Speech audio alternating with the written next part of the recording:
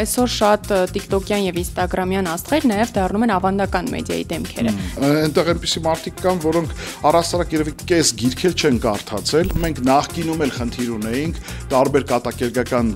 ժանրի ծրագրեր սկսած կարգիններից եւ այլն։ Բարձր են թվերը հարսանիք վարելու դեպքում։ What? Где зарыта собака։ Էնտուզիազմի վրա աշխատելու ժամանակաշրջանը վաղուց անցել է։ Բայց այդ նույն էնտուզիազմով ռադիոյում շարունակում եք աշխատել։ Երկար տարիներ նաև աշխատել եք որպես հեռուստատեսային դուետ Լուսինե Բադալյանի հետ։ Ժամանակ առ ժամանակ շփվում ենք։ Ձեր նյարդերը հերիքում են։ Ես ռադիոյի մարդ եմ, ես հեռուստատեսության էս ինչ եմ ստիպված անելու։ Այդ իրը ես միտումնավոր տեղը չեմ դնում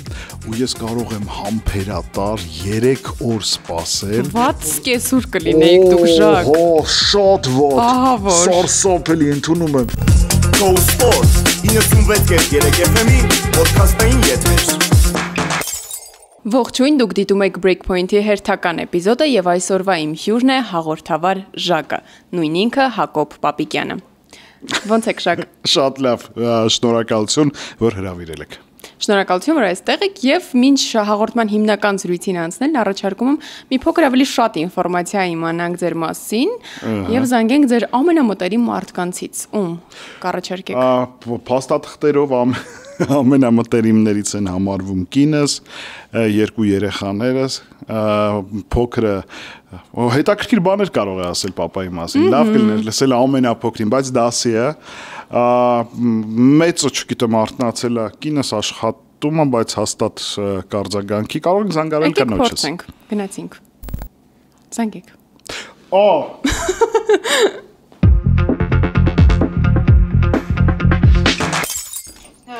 Darling,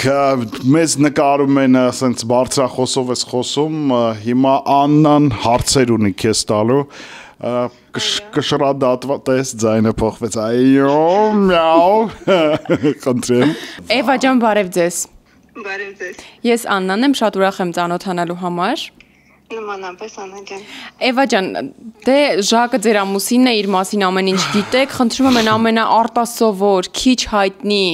մի քիչ այսպես հետաքրքիր տեղեկություններով կիսվեք մեզ հետ։ Ամենաքիչ հայտնիներից կարծում եմ ոչ ոք չգիտի, որ ինքը երբ որ գնում է քնելու, պարտադիր բոլոր տեղեր հերոստատուսները միացրած են մնում, որպեսզի ինքը աղմուկի տակ քնի։ Կախվածություն։ Վաու, այ դա հետաքրքիր է։ Բայց մինչև արթնանալը պետքա պարտադիր միացված լինի։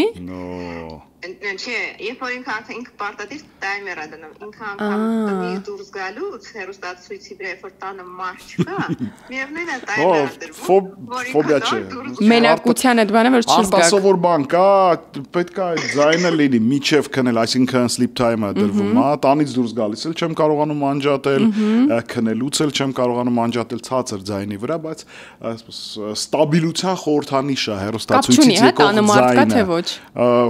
Այո, միշտ պետք է լինի միացած։ Հետաքրքիր է։ Ես կքնեմ, ինքը կանջատվի։ Իսկ եթե հանկարծ այնպես պատահի, որ տան լույսերը անջատած Դե լինեն։ չէ, այդքան խորացված չի։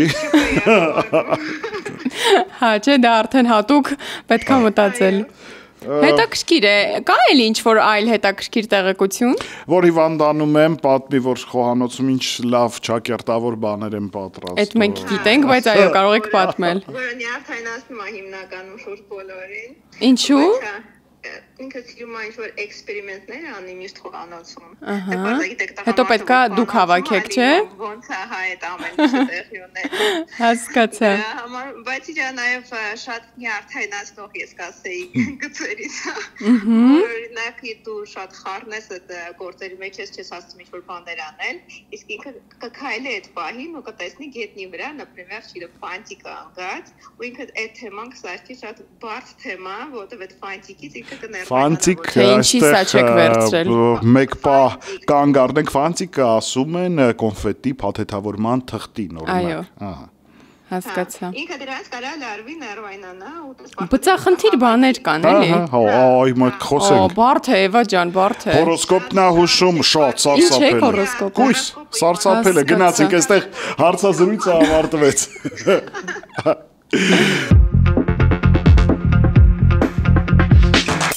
Անցնելով հիմնական զրույցին, Ժակ, ձեր հեռուստատեսային կարիերայում ամենատարբեր հեռուստատեսություններում եք աշխատել ու վերջում կամ այդ հեռուստատեսությունից դուրս եք եկել, որովհետև օրինակ ծրագիրն է փակվել կամ ինչ-որ մի բան է եղել, կամ ձեզ են հեռացրել։ TV-ների հետ շփումը լավ չի ստացվում։ Նախ ամեն ինչ ունի սկիզբ եւ վերջ, մեծ հաշվով կոնֆլիկտային տարբերակներ, որպես այդպես ինչ է եղել, հանրայինից դուրս գալը եղավ մի փոքր աղմկահարույց այդ ժամանակաշրջանի համար տարբեր պատճառներով, բայց դա էլ անցել գնացել է։ TV-ների հետ աշխատանքը բավականին լավ է, տևական ժամանակ TV-ների հետ համագործակցություններ ռադիովանի պրոդուկտներ տրվում եւ նրանք ցուցադրում էին եւ եթե վատ լիներ, ապա 15 տարի տարբեր 3 ալիքներով առավոտյան եթերը ինձ մոտարապես 15 տարի հանրագումարով կլինի կենտրոն հեռուստաընկերություն շատ երկար ժամանակ, Երկիր մեդիա, հանրային, վերջին շրջանում մի եթերաշրջանով ATV-ում աշխատեցի, մի խոսքով առավոտյան ծրագիրը բավականին տևական էր։ Ամեն բան ի վերջո ինչ որ կերպ ավարտվում է, մեծ հաշվով հեռուստատեսային աշխարհի բոլոր ներկայացուցիչների հետ ունեմ դրական հարաբերություններ եւ ես առհասարակ կոմպրոմիսային մարդ եմ։ Իսկ կուզեիք հիմա նորից TV-ում լինել։ Ուղղակի լինել ոչ եւ դա պատճառը, որ վերջին տարիների ընթացքում այդ դադարը կա։ Նախ TV-ների վիճակը ու ես նկատի չունեմ բովանդակային մասով, որակական մասով հաղորդումների, այլ տնտեսական մասով, բավականին անհանգստացնող է, մեղմ ասած, եւ եթե դու վերցնես վահանակը հեռակառավարման ու շրջես հայկական հեռուստաալիքներով, գովազդների մասին է խոսքը, չէ, առհասարակ ֆինանսների առկայության, ալիքների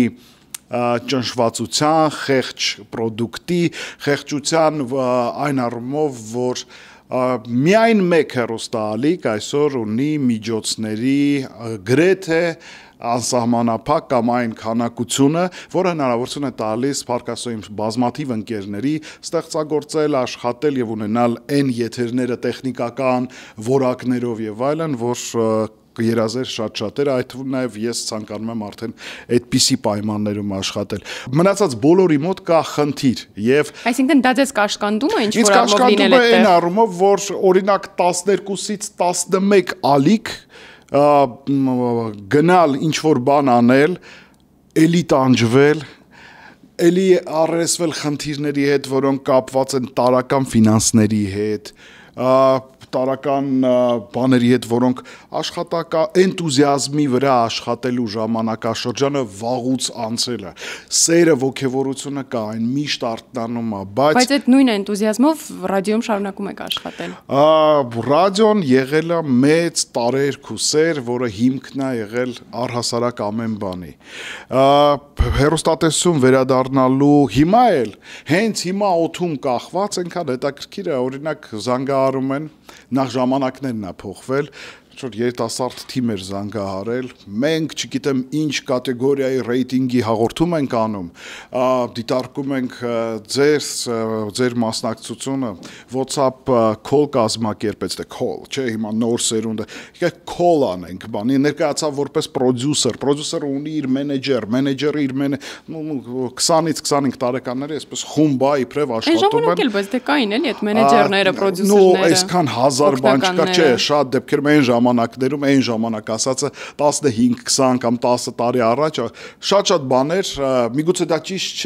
չէր, բայց ամեն դեպքում էլի արվում էր, մի մարդու վրա այնքան պարտականություններ կային, դրանք անվանումներ չունեին, բայց դու անում էիր շատ պարտականություններ, լինելով հաղորդավար։ Ու այդ մարդիկ զանգահարում են, քննարկում ենք, պրոդյուսերի հետ օրինակ խոսում ես,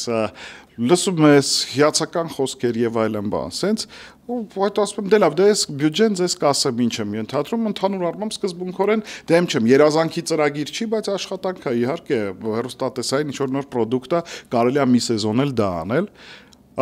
Ու հետո սպասում եմ, որ զանգի, որ գումար ասես, զանգելու փոխարեն, որ անհատապես արդեն պիտի խոսես պրոդյուսերի հետ, էլի ամբողջ քոլը, ամբողջ մի ստավ միանում է, որ պետք է լսի քեզանից միայն այն գումարի չափը, որ դու ուզում ես հայտարարես։ Գումարի չափը հայտարարում ես, որը բնավ շատ չէ, մեղմ ասած խիստ համեստ է, կորում են, անհետանում են։ Մեր կյանքը շատ փոթորիկների միջով է անցել ու նաև երբ որ հասունանում ես, պահանջներդ ինքդ քո նկատմամբ եւ արածդ product-ի նկատմամբ ավելի բարձր են դառնում, պատասխանատվության զգացումը, նկատի ունեմ ուղակի հաղորդում անել դժվար է, ուզում ես Ինչ-որ բովանդակային հետաքրքիր բան անել։ Նաև դրա համար է, որ հիմա էլ ATV-ում չեք մեկ եթերաշրջանի։ ATV-ում հետևյալ տարբերակներ մենք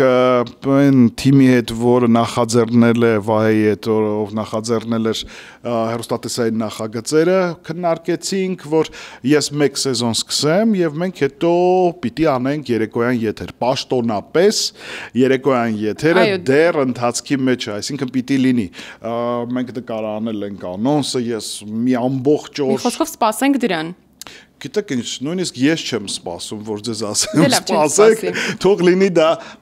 հաճելի անակնկալ։ Երեկոյան շոու, որի անոնսը նկարվել է, ես մի օր ամբողջ քաղաքում վազել եմ տարբեր հագուստներով եւ այլն, շատ հետաքրքիր բաներ ենթադրում, բայց տարբեր պատճառով նույն այդ թիմը ընդհարվում է տարբեր հարցերի, որ իր ուժերի ու հնարավորությունների սահմաններում է տեղից շարժում եւ սա դանդաղում է։ Ինչ որ առումով կա այդ հիասթափությունը հեռուստատեսությունների նկատմամբ։ Չէ, հիասթափություն բացարձակ չկա։ Հաճույքով ես կարոտել եմ աշխատանքը, կարոտել եմ մարդկանց հետ աշխատանքը, շատ լավ մարդիկ կան, երիտասարդների հետ աշխատանքը, ընդ որում պարբերաբար տարբեր փուլերում ինձ գործընկերներ են դարձել մարդիկ, որոնք ավելի երիտասարդ սերնդի ներկայացուցիչներ են։ Երիտասարդներից քանի որ խոսեցինք, այսօր շատ TikTok-յան եւ Instagram-յան աստղեր նաեւ դառնում են ավանդական մեդիայի դեմքերը։ Դա ինչ որ առումով մասնագիտական խանդ չի առաջացնում։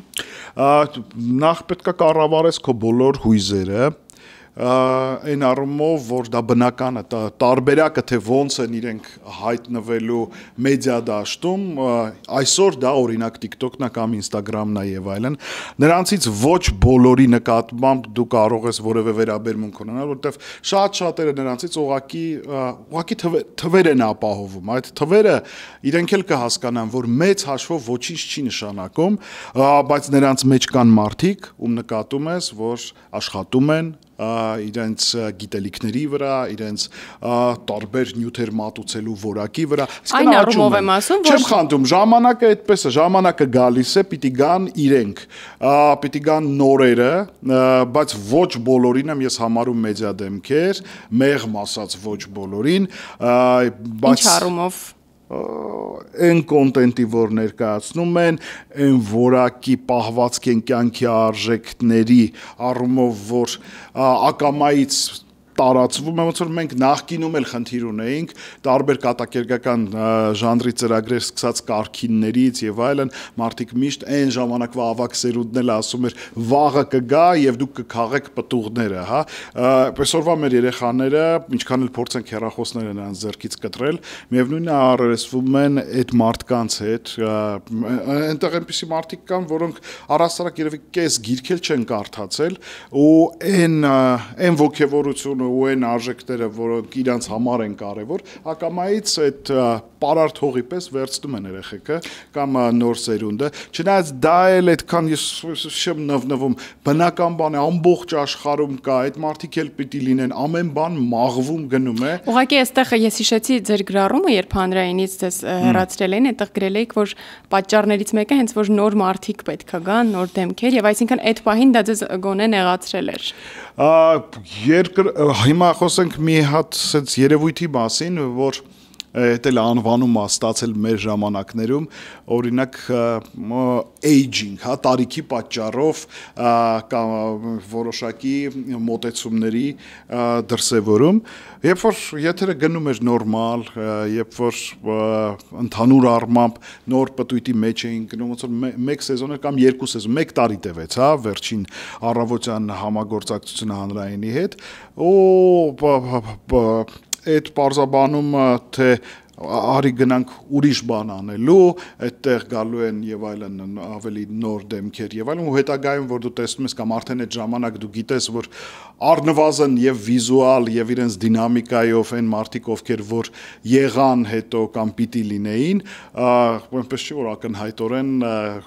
տարբերվում են քեզանից, օրինակ 20-ամյա երիտասարդներ են ու այդ թարմ ուժն է բերվել։ Թեպետ արդեն նա անցել է բավականին երկար ժամանակ, մոտ 4-5 տարի եւ այնտեղ սերնդափոխություն եղել է, աղջիկները ամենայն դեպս ակնհայտ երիտասարդացել են։ Դա իմ հետ Նարեն էր աշխատում, Նարեն ապահովում էր այդ երիտասարդ կողմը, ես էլ ինձ այդպես արտասովոր հասուն չէի զգում, էլի։ Երկար տարիներ նաև աշխատել եք որպես հեռուստատեսային դուետ Լուսինե Բադալյանի հետ, ով հիմա ոլորտում չէ, հետաքրքիր է կա շփում։ Շփում կա, բայց հաշվի առնելով էլի մեր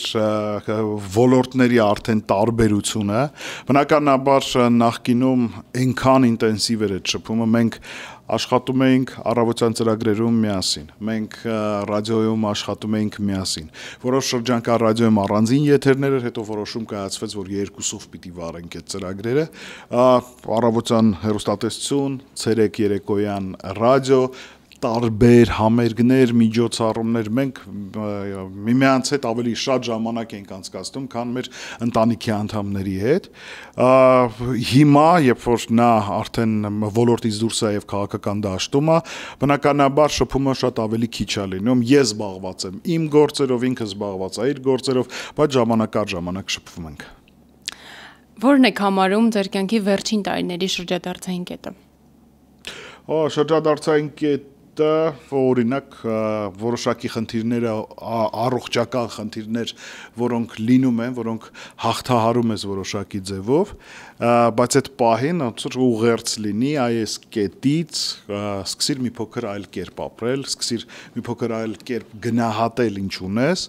Հիմա մեծ հաշվով եմ, որ հարցը տրվեց հեռուստատեսություններից եւ այլն։ Հեռուստատեսություններից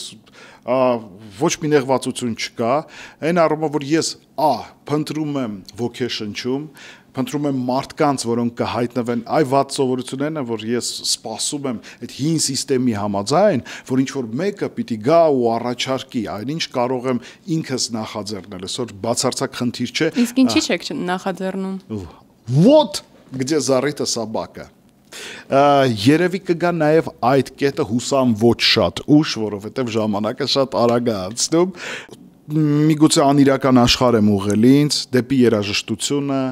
դեպի ֆիլմերը, դեպի գրքերը, սպորտն է հայտնվել իմ կյանքում, շատ մեծ հաճույքով ակտիվ սպորտով եմ զբաղվում։ Մյուս գործունեության ոլորտը կորպորատիվ միջոցառումներ, հարսանիքներ վարելն է։ Այս առումով հիմնականում հայտնի մարդիկ դա անում են հենց որպես եկամտի աղբյուր դա դիտարկելով։ Ձեր պարագայում դա եւս այդպես է, թե իսկապես սիրում եք այդ աշխատանքը։ Բնականաբար այդպես է, դա եկամտի աղբյուր է շատ շատերի համար այս ոլորտում գործող մարդկանց, ովքեր այդքան նյարդեր ունեն նաև այդ ձևաչափի միջոցառումներում աշխատել, հեշտ չի ոչ մի բան, այդ թվում դա դու կարող ես լինել հեռուստատեսային լավ հաղորդավար կամ, չգիտեմ, ռադիո եւ այլն, ու կարող ես հումորիստ լինել, բայց անհատական միջոցառումները իրենց առանձնահատկություններ ունեն։ Իհարկե, նյարդերը հերիքում են։ Էլի վերադառնանք այն կնոջս հետ թեմայի ժամանակային, հետո ինչ ասի, չէ, կոմպրոմիսային մարդ եմ, չէ, հերիքում է, բավականին։ Ծով համբերություն, արտահայտությունը ծնվել է։ Բայց եթե այդ եկամտի խնդիրը չլիներ, երևի չէիք անի, չէ՞ դա։ Ոնց որ գիտեք, ինչ բացի եկամտից դա տրամաբանական զարգացում ու շարունակություն է, երբ որ իհարկե շատ ընկերներ ունեն, որոնք այդպես էլ դա չարեցին, որովհետև համարեցին, որ չեն կարող կամ չեն ուզում։ Ընկերներ ունեն, որոնք ասել են գործընկերներ, լավ էսպես։ Հիմա եթե X չափի է գումարը հասնում, գոնե մեկ անգամ վարում են, դա խնդիր չի, նույնիսկ իրենց համար անսովոր է։ Ես մի շատ լուսավոր պայծառ օր կանգնած միջոցառման ժամանակ, շատ լավ մարդիկ եւ այլն լուսավոր, ասացի մի րոպե, հավաքի քեզ, դու պետք է առնվազն դրական էմոցիաներ ունենաս, որ քո ներկայության անհրաժեշտությունը ունեն մարդիկ, դու ունես այն ունակությունները, որ կարողանում ես ճիշտ ուղղորդել այդ ժամանցը մարդկանց 100, 200, 600, 700 մարդու համար լինել հետաքրքիր լսելի։ Այսինքն այդ պահը եկել էր, որ դուք ինքներդ ձեզ համոզում եք։ Բայց անում էի որպես աշխատանք իբրև, այսպես մոտենալով ես ռադիոյի մարդ եմ, ես հեռուստատեսության, ես ինչ եմ ստիպված անել, ոչ, դա շատ գնահատելի աշխատանք է, եթե ազնիվ մոտենում ես այդ աշխատանքին, եթե ջանքեր ես գործադրում, իսկ այդտեղ ես ամեն անգամ ջանք ես գործադրում, թե հոգեբանորեն պատրաստելուց, թե մարդկանց ճանաչելուց, թե նրանց միջոցառման բնույթը ճանաչելուց, թե արտաքնապես, ֆիզիկապես եւ նաեւ խոսքով պատրաստ լինելով այդ միջոցառմանը։ Այդտեղ նաեւ ստիպված եք լինում լսել երաժշտություն, ժանր, որը որ գուցե ձեր ամենօրյա playlist-ում չի, 6-8 երաժշտություն հարսանիքային, ինչ որ ժանրի երաժշտություն միանշանակ է այդպես։ Դա չի ճնշում, որովհետև ռադիոյում լրիվ այլ է։ Ավելի շատ ոչ թե դա չի ճնշում, խնդիր կարող էր լինել երաժիշտների այդ հարաբերությունները, որոնց հետ մեկտեղ աշխատում եմ, օրինակ նրան եղել է դեպքեր, որ մարդիկ այն երաժշտությունը ներկայացնող մարդիկ, ովքեր որ հեռու են իմ երաժշտական ճաշակից, իմ մասնագիտական երաժշտությունից են հեռու, նկատի ունեմ ինչ որ հեռուստատեսությունում կամ ռադիոյում ես օգտագործում եմ, բայց adekvat մարդիկ Փառք Աստծո շատ են։ Իսկ եթե խոսենք մի քիչ թվերի լեզվով, ձեր պարագայում, քանի որ որպես հեռուստա ռադիո հաղորդավար եք, բարձր են թվերը հարսանիք վարելու դեպքում։ Հարաբերական է ասված, դա բարձր եւ ցածր։ Ինչ միջակայք կարող ենք նշել։ Ես չեմ սիրում տենց միջակայքեր նշել, բայց Միջինից բարձր ենթադրելի է։ Հա։ Ոչ բոլորի դեպքում, չնայած զարմանալիորեն այդ ոլորտը հիմա հագեցած է շատ տարբեր առաջարկներով, շատ տարբեր մարդիկ չեմ դատում որևէ կերպ անհասկանալի տարբերակներով այնպիսի բյուջեներ են ասում, հմտանում են այդ գործում մարդիկ, պարտադիր չի հաղորդավար լինեն ռադիոյում, հեռուստատեսությամբ եւ այլն, կան նաեւ հենց էնդեմիկ ռեստորանային հաղորդավարներ, որոնք հենց այնտեղից են ծնունդ առել ու այդտեղից էլ զարգացում ապրել, եւ այդ մարդիկ գնալով, նույնիսկ չունենալով մեդիա աջակցություն արտառոց, իրենց մասնագիտության մեջ այնքան են հմտանում, այնքան են մեծացնում ցանցը աշխատանքային, որ արդեն ունենում են բավականին կալորիկ հոնորարներ։ Ընտանիքում կարողանում եք հեշտ շատ ժամանակ անցկացնել։ Հեշտ չէ,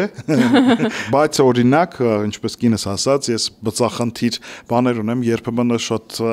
նյարդայնացնող, որը ասում են բնորոշ է կույսի համաստեղության տակ ծնված մարդկանց, իրոք անկեղծ դա հավանքնում են քսել եմ ծիծաղում, բայց որը խեղդում ես քո ներկայությամբ, դες կարող եմ ոչինչ չասել, բայց այդ լռությունը նույնիսկ կարող է շատ ծանր լինել։ Նկատի ունեմ, որ ես նույնիսկ փորձարկում կարող եմ անել օրինակ ինչ որ մի հատ բան, մի հատ իրա տեղում չէ, ու շատ անհարմար տեղում է գտնվում։ Ես իմ էությամբ մարդ եմ, որը անդադ քայլելու ընթացքում ամեն բան հավաքում, ամեն բան պետքա կարգին լինի շուրջ բոլորը, նույնիսկ մի քիչ ծայրահեղության է հասնում այդ մոտեցումները։ Օրինակ այդ իրը ես միտումնավոր տեղը չեմ դնում ու ես կարող եմ համբերատար 3 օր սպասել, թե ընտանիքի անդամներից մյուսները երբ դա կանեն։ Ված կեսուր կլինեիք դուք ժակ։ Շատ ված, սարսափելի ընդունում եմ, բայց 3 օր անց շարվում ենք ընտանիքով, ասում եմ օրինակ, այս ինչ իրը, այստեղ դրված է, ոչ մեկը չի տեսել, որ կարելի է սա վերցնել։ Մինչդեռ կարելի էր դա տեսել էիք, դուք ինքներդ վերցնեիք։ Բայց այդ պահին ես որոշեցի այդպիսի սոցիալական էքսպերիմենտ անել։ Իրականում նյարդայնացնող այդ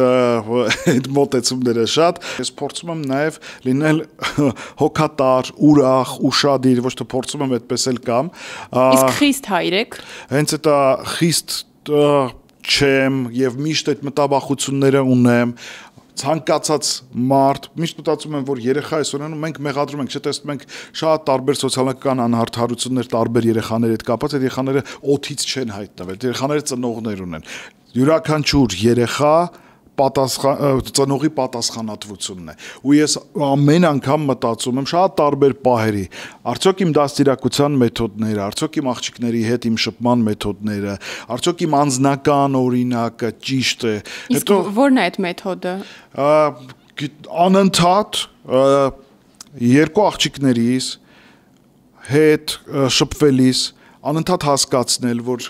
ես հարգում եմ նրանց, ես հավատում եմ նրանց, ես վստահում եմ ու սիրում եմ նրանց։ Ես չեմ ասում այն, որ ինչ որ բանի վրա նկատողություն չլինի, բայց համեմատած շատ տարբեր այլ մոտեցումների երկար ինչ որ պատժիչ գործողություններ կամ առավել եւս ֆիզիկական ուժ գործադրել եւ այլն բնականաբար բացառում եմ մեր ժամանակներում մի քիչ ուրիշ է մոտեցում երեխաներին այդպես դրա շուրջ հումորներ էլ կան ինտերնետում ոնց ենք մենք մեծացել ոնց են մեր ծնողները հասցրել մեզ մեծացնել երբեմն նաեւ թվում է թե տրավմաներ ենք ստացել այդ ամեն ինչի պատճառով հիմա ավելի զգույշ ենք մեր երեխաներին ես սեր վստահություն եմ տալիս իրենց բնականաբար ուշադիր հետևելով, փորձելով այն սխալները, որոնք կարծում եմ, որ վտանգավոր է, դրանցից զերծ պահել, միևնույն ժամանակ էլ իստեղ անհանգստությունը, բա որտեղ թողնել, որ ինքը դրսևորվի, որտեվ ամեն մեկս մեր սխալները արել ենք, հետո ուղղել ենք մեզ ու շարժվել առաջ։ Այդ նույնը նրանց է սպասում։ Մի օր լավ ծնողը նաև նրանով ալա, որ պիտի իր երեխային, երբ որ չափահաս կյանք գնա, նրան տված լինի բոլոր այն գործիքները, որ ինքը կարողանա լավ ապրել, հանգիստ ապրել, արժանապատիվ ապրել։ Շնորհակալ եմ Ժակ, հետաքրքիր ու անկեղծ զրույցի համար։ Ձեզ էլ շնորհակալություն։ Այսպիսին էր Ժակի կյանքի Breakpoint-ը, իսկ դուք չմոռանաք բաժանորդագրվել մեր YouTube-յան ալիքին, թողնել մեկնաբանություններ ու սպասել մեզ հաջորդ շաբաթ։ Breakpoint Ձեկումնային պատմություններ Go Sports 96.3 FM-ի ոդքասթային եթեր